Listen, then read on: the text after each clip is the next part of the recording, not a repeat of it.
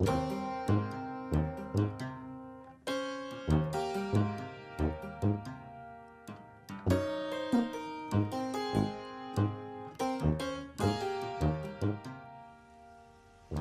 we first got the phone call from the Angs, he's like, it's been in the garage for 40 years with the cover on it. And my dad, put it away back in the 70s, and we haven't touched it since.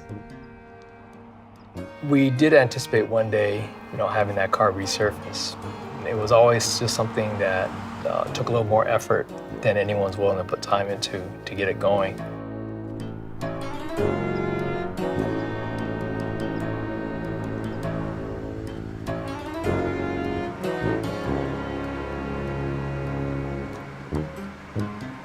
One day, my dad came home with a Mercedes for my mom.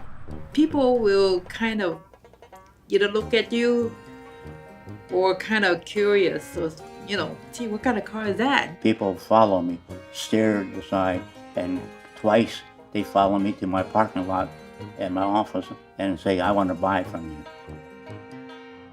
At some point, it became obviously a little bit more than the average mechanic can handle. This happens to a lot of the supercars of the time. They become obsolete because people can't work on them, people can't afford them after their time has sort of made its run. My brother-in-law, he said, don't drive it anymore. That car's real rare. Put it away.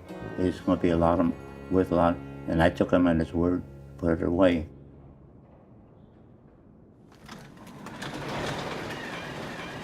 I have a pretty good intuition on what something really is, and I was like ecstatic by the whole thing. I had a lot of flashbacks right then, and it had been really, 30, 35 years since, I had been in the position of seeing it again. I got kind of choked up.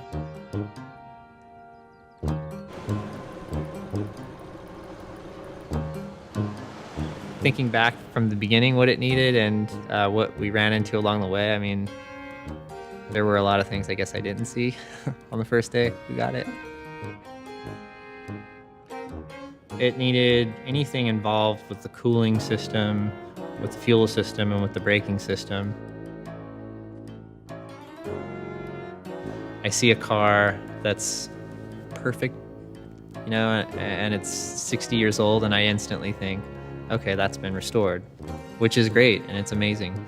But I don't always mind seeing some of the wear and patina of a car that's 50 or 60 years old, because I like to see what it was and how it's held up over time and how it can still look. Look at that. We haven't, that's almost 100% original. Of course, we've restored it and we've gone through it and we've touched every part of the car, but it's still preserved in its very original form. It's original paint, it's original interior, it's original wood. And that to me is far more special. There's like a classic cliche in the automotive building world, which is it's only original once. I'm a real believer that, we don't really own things forever, and that we just kind of act as custodians to them. I was very comfortable with the fact that the car was basically changing hands to someone, of a different generation, and a better appreciation for what it is and what it will be again.